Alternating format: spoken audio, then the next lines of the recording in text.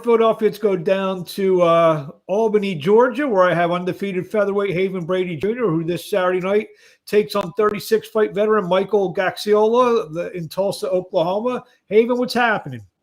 Nothing much, nothing much. Just training, getting ready mentally and physically for this weekend. Ready to put on a great show. So we're in year two of your career now, 4-0, three knockouts. How do you assess your first year as a professional boxer?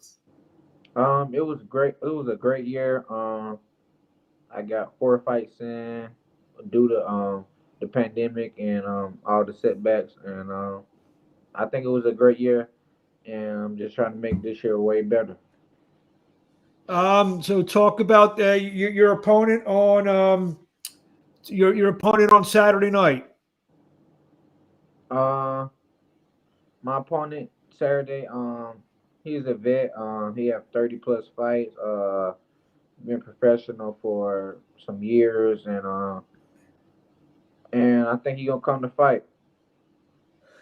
Like you say, he's a veteran guy, and I mean, you feel this little bit of a jump.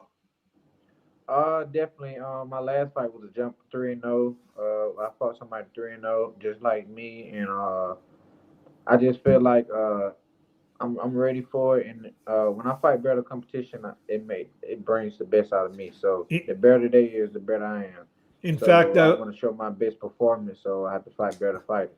I was just informed the opponent is actually Dayo Ogween. He's a 40-fight veteran, and he's a guy in there who's been in with a lot of guys there. So if I read down his list, he's he's fought some good opposition. Is this an opportunity when you're fighting Ogwin on Saturday night to maybe compare yourself to some of the other guys that he's fought, in the past? Yes, definitely. It's just a stepping stone, just to see where I'm at. See where I'm at in the ranks, and I definitely can test myself and test the waters, which I know I'm gonna do well. But he haven't been knocked out or stopped in 3 or 4 years, and he always come to fight. His last kind of fight kind of be close, but I'm just gonna outbox him and do my thing. I understand you're working with a new training team, and talk about that. How's that going? What kind of new things have you been working on? Um, my training team is going good. I'm feeling great. This is my the best I have feeling since I've been pro, and I just been working on getting sharper, working on my defense getting sharper, my punches getting accurate, and my distance. And I can't say too much. I just want y'all to tune in just to see the new me. I mean, you turned pro. Like we said, almost about a year and a half ago. You were 18 then. I think you're 20. You're 20 now. They always use the term "growing into your man strength." Do you feel now that's happening for you? Kind of. I have to see in the ring. It'd be different in sparring, but I can tell I'm getting stronger and just mentally stronger and just yeah. I definitely feel like I'm getting stronger, but I don't know if that's coming from my man strength or just workout. Um, we got some question here, Steve Casper. How hard was it you starting out during the pandemic? Not the most ideal situation to start your career. Right. It definitely wasn't when I wanted to be, but I made the best out of me, my team, and my manager, my promotion team. We made the best out of it, and it wasn't too bad because you kind of got it wasn't the crowd thing. You don't have a crowd when you first start. A lot of fighters get into the crowd when you first start and kind of start fast or they hear things from the crowd and they do different things in the ring. And I didn't get that opportunity, so that was a great aspect of. But I made the best out of it, and we was moving forward. Your last fight, which was the first time that you were taking the distance. A couple questions about that fight. A few questions. First, you fought an undefeated guy. What was that like? Another guy was 3-0, Roberto Negretti, like yourself. What was that like? Not only fighting an undefeated guy, fighting in Atlanta, not far from your hometown, and that whole experience. that was a great fight. I fought an undefeated guy, and he brought the best out of me, and it just elevated my game and showed me what I need to work on, and showed me what I did good, and it just made me a better fighter. And I love the feeling of fighting close to home. Well, Atlanta is my home. That's where I'm at now, and it was a great feeling, and I can't wait to fight back here again. So you're in Atlanta now. You're out of Albany just what to train, or because I know you're very active in Albany with stuff that you give back to the community in the gym and everything like that. So how's that the move to Atlanta been? Can you repeat that again? I said you're in Atlanta now. You just said correct. Yes. So I know you're very much into the community back in Albany. You give a lot back with the gym and your work with the kids. How often are you now able to go back to Albany now that you're in Atlanta? Oh, during camp time, I stay here the whole time, and I don't go back to I finish fighting or camp is over. So I mean, wait till I finish fighting. Since I started camp, I've been here, and I won't go back home until after I get done fighting.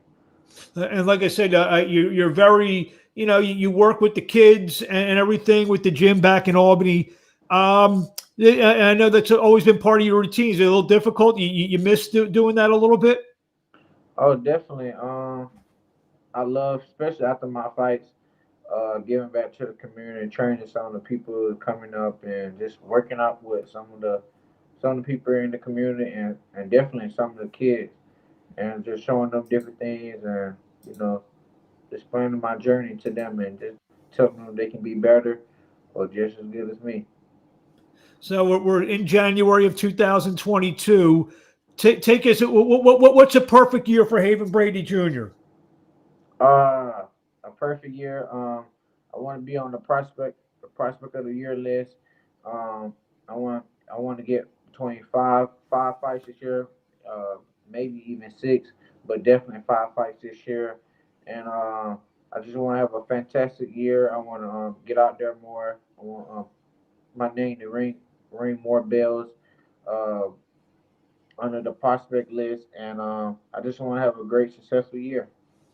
I understand that boxing again isn't the only thing you're concentrating on. You're actually concentrating on your studies as well. You're in college. To talk about where you're going, what are you studying? Everything is going great. Just you making time to do it, and just breaking my time out, and so I can have time for school and to train. I always like to ask this when I'm talking to fighters who are in school. What do you want to be when you grow up? I'm already where I want to be when I grow up.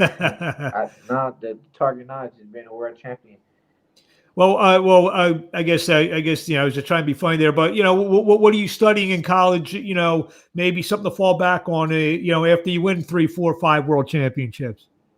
Um, I got I'm getting a degree in business management, so anything in that field, business, anything with business and just management, them fields. So And, there's and a I, lot of I think I have my hands in a couple different things. So and I don't want to kill your rep. I have to tell people you were an honor student in high school. yes, I was. Yeah, I was that, an that understood in high school.